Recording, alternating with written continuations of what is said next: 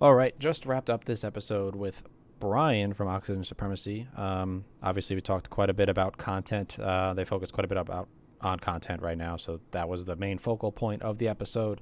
But there were some talks about esports, early level oxygen, early timing oxygen. There was a little bit about Sector 6 because we worked together back in the day. So there's that little Easter egg. But yeah, other than that, if you're into content or just esports in general, this is a great episode for you. And as always, if you listen to this episode on a weekly basis, please, please, please be sure to subscribe to whatever platform you listen to it on. That way, you don't miss the next one because, you never know when you might miss one, and then that's it. But other than that, here's the episode.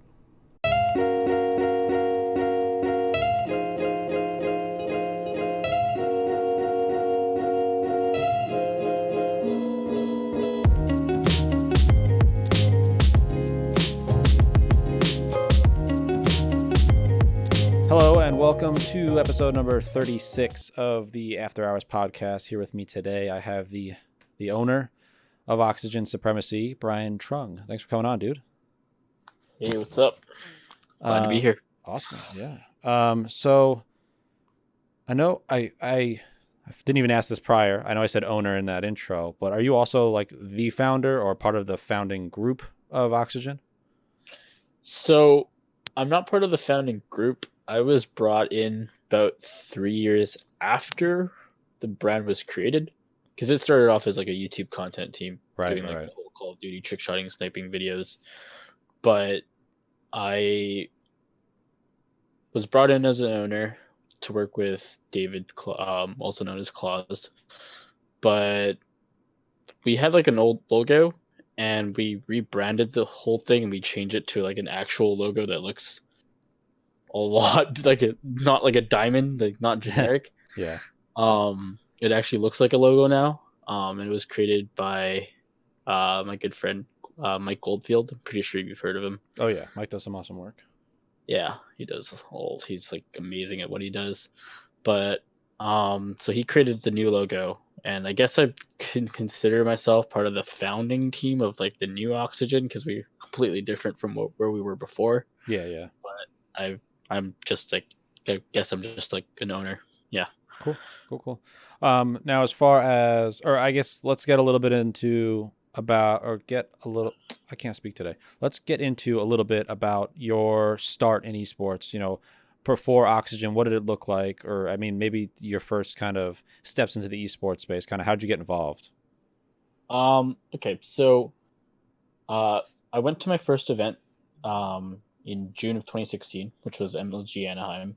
Funny enough, actually, you were the first person that my first networking person that I met, or it's like I was networking, and like you were the first person I met. Really?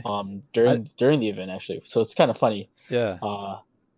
And it was you and Josh, and yeah, that was a really cool experience because I never really networked with anyone before. Right. And like I never met, like that was my first event, so I was like nervous, and it was just like it was cool to like meet someone and kind of just talk about stuff.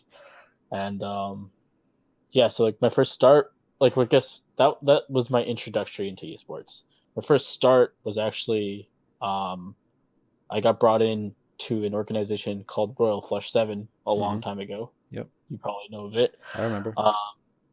And I was the chief marketing officer for them, and I was running the marketing initiatives, and I learned a little bit of like what not to do and what to do, Right. when you're a startup, and was there for a little while, and then I decided to leave after like about 6 months, and I went back. So when I went to Anaheim, I was with Oxygen. Right after the event, I got the offer to join Royal Flush 7. And then 6 months after that, so like at the beginning of 2017, I left Royal Flush 7 to come back to Oxygen. And at the time I still owned equity, but I didn't have an active role. Gotcha. And I came back to be the CEO, and I completely just like revamped the entire organization at that point. Right. And introduced esports to the organization, and that's when we had our partnership with actually Sector 6, funny enough. and that was our first partner, and we started partnering with like other companies like Cinch Gaming and Control Freak, and yeah, so I guess that's my kind of my introductory to esports was with Royal Flush 7, and then kind of using those skills to go into sorry, taking those skills and bringing them to Oxygen, and then yeah. Yeah. Yeah. Now, so you mentioned, I guess you learned what to do or what not to do or both when you were in charge of marketing over at Royal Flush 7. Now, what, I guess, like obviously people know, I mean, maybe not obviously, but people know when marketing works, you could see that it works. But I guess I'm more interested in what did you do that did not work when you were over there? Um, the advertisements were poorly constructed, as in meaning like I guess I was also running social at the time, Yeah. so our engagement with our current viewership was like I guess our current fan base at the time was kind of like it was not great at all. We were getting like no interaction. So like if you're not getting any interaction, how do you expect to like post a tweet about like hey buy this apparel Right. if you're not even interacting with your current fan base? Um, so then we had to like kind of start thinking like what we can do to get our current fan base more involved and kind of like interact with them, kind of get hype them up, and and then start getting the Twitter more traction. And we kind of started to host like, for example, like a giveaway. We hosted some tournaments, and we started competing in more esports events. So then we started getting more fans, and then that kind of started to build that traction. And then um, I guess that's what I don't know. Yeah, no, that makes sense. Um, Yeah. so I guess a little bit more. I kind of want to dive a little bit deeper into like how you're activating that audience. Like yes, anybody could post a giveaway and get some interactions on that. But what do you feel as you started to learn, the marketing, the building consistency, and the engagement with your fan base? What do you feel was the most effective way to build that consistency as opposed to throwing up a giveaway, getting a whole bunch of engagement, and then the next tweet or post or whatever the platform is just kind of being a dud? Oh, so like basically you have like a giveaway post, but that like has like thousands of likes or whatever, and And then, then the next tweet, like, what do you do for a follow up? well, not necessarily what did you do for like that follow up, but like uh let me reword or like run through it again. So the difference between running a giveaway, and getting say 1,000 retweets, and then just kind of leaving your social media account as is and just like, oh, so we got all these retweets, we got all these followers, we're just gonna not do anything, as opposed to like just being more consistent, putting together, like you said, you ran tournaments. What did you do to keep your fan base active and engaged, and keep it like what did you do to continue to provide a value to them following your account, as opposed to just giveaways? You're talking about with Royal Flush 7 or with or I guess either or. I think this is probably more of a like a global question in general. So if you have examples from both, you could use either. okay, because with Royal Flush 7 we just didn't at all. Okay. The marketing I was really young at the time, Yeah. and like it was just it. To be honest, it was crap. It was a crap show. Hmm. It was just not good. So I definitely learned from the mistakes there. Um, definitely didn't have much experience, so like just putting myself into that role was just not. Yeah, yeah. But um, I guess like to really utilize like the type of like guess the engagement that I was like that I would get from a giveaway um was I guess being active with the type of post you'd make. For example, uh just tweeting out something that kind of like you're asking a question to your fan base. Something that I see a lot of teams doing, and that's something that I do as well with Oxygen currently is we'll use the social media page to kind of like ask a question. For example, let me take a look here.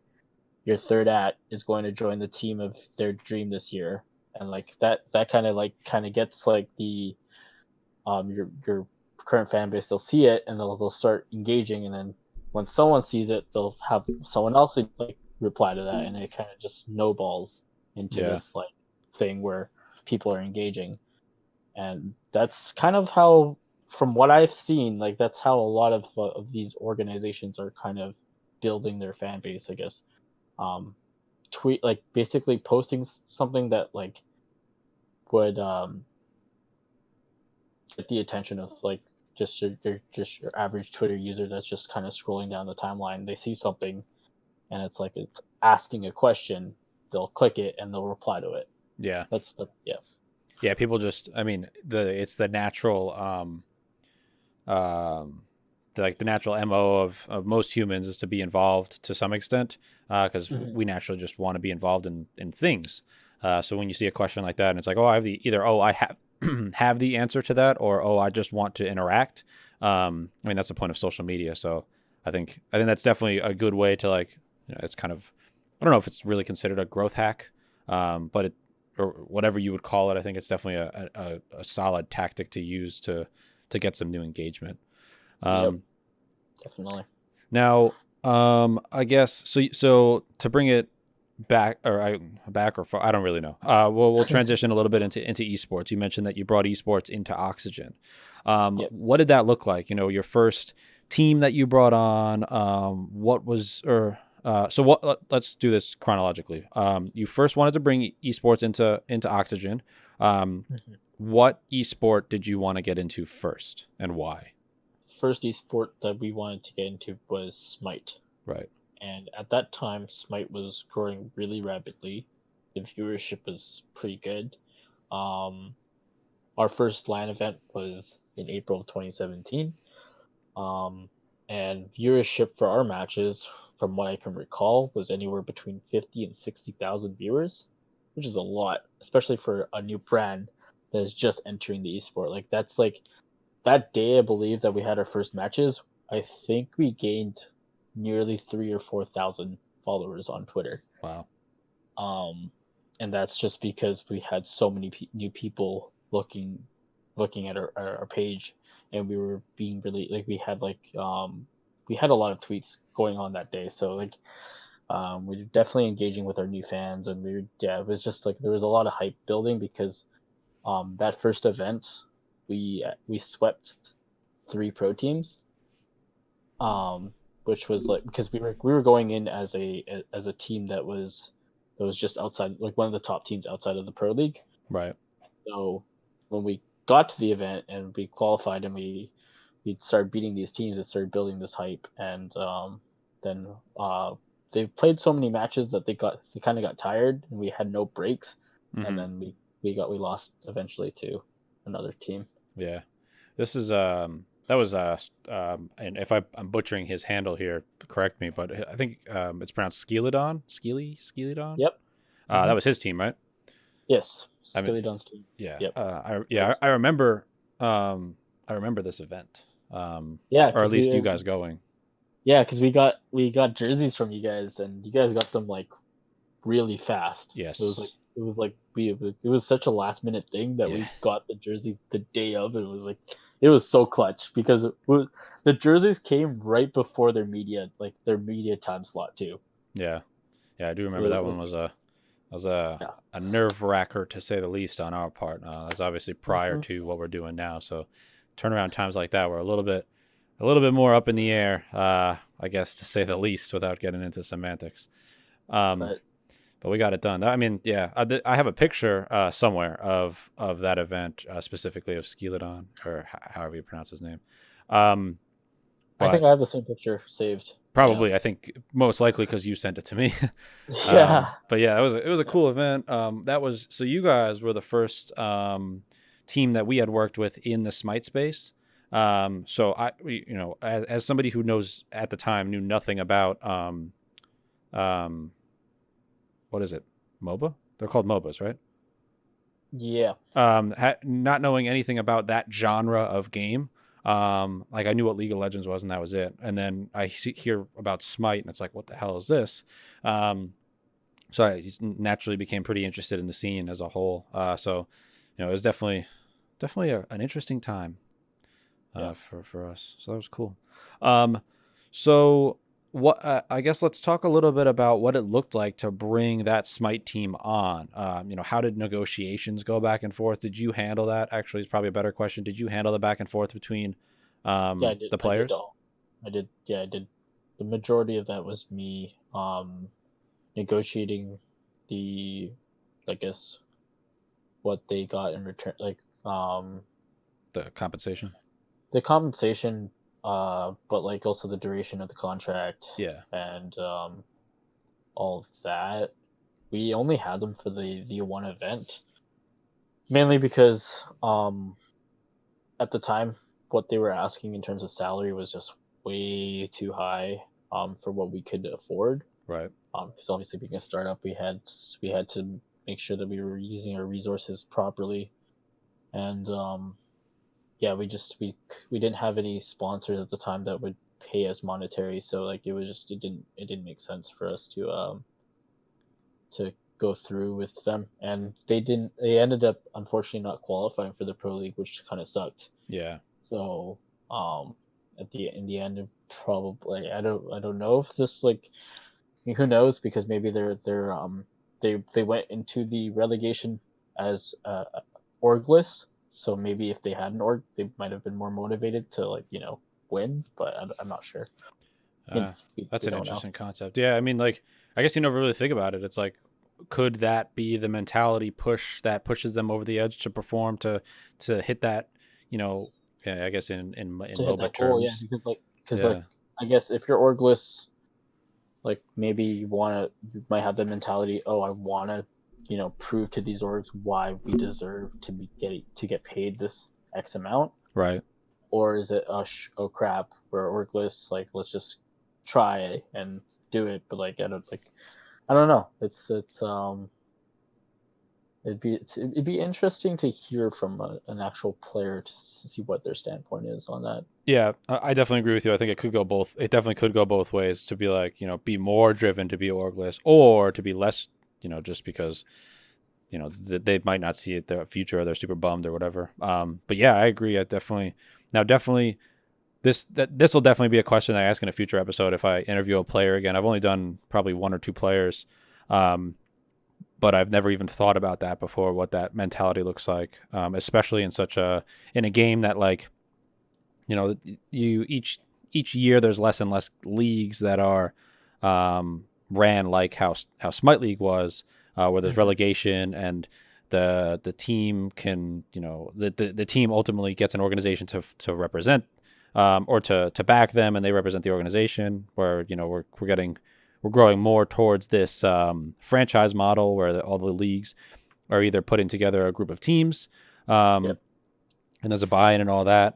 So definitely something to consider for future questions. But I'm definitely interested in hearing. Hell, maybe I'll get Skeleton on here. Does he still compete? Do you know? I don't think so. I Yeah, I don't don't think think so so. either. Yeah. I don't think he competes. But if you do ever want to, I know a few players that might be interested in coming onto the podcast. Oh, that'd be cool. Yeah, Yeah, I'd be actually, down. I know one of our former Smite players. This is off topic, but one of our former Smite players is actually now, or two of our former Smite players are now world champions. Funny Oh, enough, sweet, sweet. Benenu and Niruma. So two, Benenu won with E United a few years ago, Oh, right, and yeah, Niruma won the most recent one with SK Gaming. yeah. Um, and he won a championship just recently Cool. at the last. I think it was in November, if I can Yeah, recall. Yeah. I think something like that. Yeah, I'm down. That'd be cool. That'd definitely be cool. So I guess like you were saying that you saw socially, like on social media, you saw or Twitter specifically, you saw a massive growth because you had these players playing in an event that had 50 to 60,000 eyeballs on it or pairs of eyeballs. Um, so as time went on, you saw that, that's a maybe not every scenario is you send a team to an event to get all those eyeballs and snap up in social media numbers. But as you saw that, what were you looking to do after? Was it replicate this exact thing, find another team? Because I know you said that they were just with you for that event. Were you looking to find a new Smite team? Were you looking to get to branch off into other esports? Where was your mindset kind of post that, or I'm sorry, after the decision was made to ultimately part ways with those guys? So I think afterwards we shortly after we ended up picking up a Halo roster, which is what we were most like. We're like that was the biggest thing that we had going for us in our time in esports. Um, and we were talking with them, I think, during the event actually, or during this time that we had the Smite team. Right. We were looking to expand into multiple esports, but then we decided that that probably wouldn't be the smartest thing because of our current funding situation. So we kind of wanted to like establish our name in one esport before going into a different game. Right. So once we decided to part ways with the Smite team, we ended up picking up the Halo team and then running with them. And then at their first event, they beat Luminosity, which was a pro team, and we were still in the amateur team. Right. Right. And we actually placed top. We placed top 6 at that event as an amateur team, so it was actually really cool. Funny enough, we beat Ninja. Still remember that. It's ironic. I would never let that go down. If I was one of those 4 guys, I would never let that die. Yep. Especially where he's at now. It's Yeah. it's funny to say. Yeah, at one point in time we beat Ninja at an event. Yeah, that is pretty cool. It's definitely a something you could brag about, I guess. Yeah, for sure. So yeah, hey, I guess what was your mindset? You're working with the Halo team. You said they were one of your more notable teams to that you worked with. I think is how you worded it. If not, sorry. Yeah, well, yeah, I guess they were our like most notable team because if you look at Oxygen Supremacy and you think of where we were in esports, you'd think Halo right. before any other games. Mainly because that Halo team won 4 consecutive legendary cups, which is like the tournament outside. Like it's like a tournament for the amateur teams outside of Pro League. Right. Right. And we won all 4. We also relegated Straight Rippin, beating one of the most notable Halo teams in Halo history. Oh, that's right. I remember that. And we did that at DreamHack Atlanta. Yeah. Yeah. And that's when we had the special edition Oxygen Black jerseys that you guys produced too. Yeah, that's why I remember that event. Yeah. So now, how long were you with those guys, the Halo team? How long were they, or how long were you in Halo? Probably better question. Say 4 months. Okay. It wasn't very long. Yeah. But in that period of time, we definitely made a lot of history in Halo.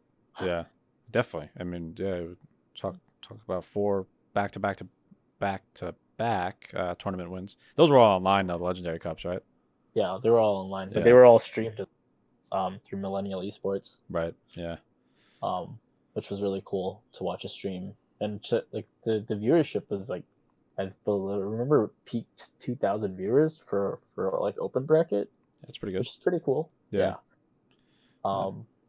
At the time, like I was actually pretty surprised because like Halo itself, the game was at a state where it was already starting to die. So like the viewership there was like you'd peak maybe if Optic was playing, it was like 10K. Yeah. Maybe up to 15K at most. So like to see 2K for open bracket was actually pretty cool. Yeah. Yeah, for sure. Now, I kind of want to I'm sure we could probably go through history for a while here, but I kind of want to bring it forward to like more present day stuff. So what is Oxygen today? We are a content team. Strictly Content at the moment. Okay. So there are thoughts at the very least. Like it's not you haven't said no to esports is I guess where I'm asking. For the time being. Okay. Yeah, mainly because the state of esports where it is right now, in my opinion, if you don't have over a six-figure investment, it's not worth investing into the space. Unless you have revenue coming from a sponsor that's consistent and that will pay you the the amount that would cover like the high salaries in esports right now. Yeah, I don't think it's worth investing. Yeah, I could hear that, or I mean, I could understand where you're coming from there. Mm-hmm. I unfortunately have never been put in that situation that I know what that looks like, so I could never actually say that I did that and that and that. But it You definitely probably makes heard sense to me. yeah, you probably heard from other people Oh too. yeah, exactly. But so great. So content. So what I get, or so how big is your content team currently, and where do you focus mostly on? Are you guys more, on demand stuff, your YouTube videos and such, or more like the live streaming side of things, or both? So how big our content team? We have about roughly 30 members at the moment. And we have a team who are just focused on just streaming. Mm-hmm. Um, but they also do post YouTube videos as well. So it's kind of like a mixture, going on Twitch or YouTube. And we also just have people who are dedicated YouTubers, and they just post videos on YouTube. Um, but the type of content is just it's kind of like it's variety. Um, they'll play games like Call of Duty, Minecraft, Overwatch, CS:GO, Fortnite, those games like the Yeah. popular ones. Um, and right now, the goal right now is to kind of build a group of like yes friends who are kind of wanting to grow together Mm-hmm. and kind of to support each other. It's kind of more like a family oriented type of content team at the moment. That makes sense. I think that's where I mean, if you listen to success stories of current brands in the space, that's where a lot of them start. Where it's very family. It feels very family esque. Everybody's kind of there to help each other out. Whether it's to give somebody a little bit extra reach, or to support them physically, mentally, emotionally, whatever it is. So I think that's great. I think that's there's no not that there's no expectation, but there's no like pressure of like hitting placing at a certain place in a certain event or whatever the case may be. It's a lot easier just to, if you have a bunch of like-minded individuals, just flick the stream on, be funny, be, entertaining, be good at the game you're playing, whatever the case may be. And then just kind of continue to do that on a daily basis. I think it's a lot easier to do that than it is to perform at a high level on a day-to-day basis from a skill set level, I guess. Yeah, that's exactly yeah, you said it best. Yeah. And yeah, can agree more. Um, so I uh, so I want to go a little bit more into content specifically. So now, when Sure. I guess, when you're looking to bring a team member on or a member on, are you, what is your biggest thing that you're looking for? Are you looking for consistency? Are you looking for what their current viewership numbers look like? Are they funny? Like, what is that? What is the most So important thing for you? I look at I'm not an like a lot like I'm not really the biggest guy on numbers to be mainly because if I see someone with potential, and potential meaning like if I see that they're funny and if I see that they have a potential future in this space, and I think their content is entertaining and it definitely like it has the ability to grow and to, I kind of look at that more than oh this person has like 40 viewers but they're kind of stagnant and not really I don't know like it it depends Yeah, on the creator of course but I mainly look at the potential over um numbers because numbers can come later on exactly. that's like it's mainly just focusing on what they're producing at like what they're producing and then if they're producing something that's high quality then eventually you're going to get um like people who look at your content Yeah. And like if we're bringing them onto our team, I can say that we can our fan base and our audience, like they will start to like come into your streams and start to support you. And we kind of have this big community at the moment. Like there's a community chat with like I would say 70-ish people, and Mm-hmm. these are just people who are like constantly support our members, and like they're engaged, and they're like people who are wanting to join as well. And yeah, it's pretty cool. Now, I guess one last question on the content side of things. Now, um do you set an expectation when you bring the members on? Like you're gonna you have to stream 3 times a week, or you have to post this many videos, or you have to provide this much raw content for the main YouTube channel. Is there that expectation, or does it kind of just come in naturally and then you kind of weed it out as it goes on? I would say it's more natural, because we're not contracting these. They're like these are people are joining us as basically volunteers. Right. It's like a mutual thing where you grow, we grow, kind of thing. So there isn't really that expectation. However, with a lot of the creators that we've been bringing on more recently, we've definitely been we're trying to speak with them about possibly taking time for them to stream on not only their Twitch but also the Oxygen Supremacy Twitch, Right. or making content that would go on the Oxygen YouTube channel. Yeah, that makes sense. Kind of like a streamer highlights, or you know having their own series, Mm-hmm. something like that, like a top 5 plays or something like that, Cool. Yeah. hosted on them. But generally it's more natural. Okay, that makes sense. I think that's probably, I mean, hopefully how it is with most cases, because if you're the guy that has to follow up with little Jimmy, who's not giving you anything, but is either you call it taking up a roster spot or just like writing the name somewhere. It's just a matter of like, why is that person here if they're not going to do anything? So it's good that you don't have to do that. And if it's naturally just coming towards you, all that content is just great to obviously repurpose and post on all your socials and get it, Yeah, both to support the individual player, of course, and to build some type of content to post on your main channel. yeah, of course. Like we don't. I don't think I'd ever want to pressure someone to or have that expectation, Right. unless I'm paying you. Like Oh yeah.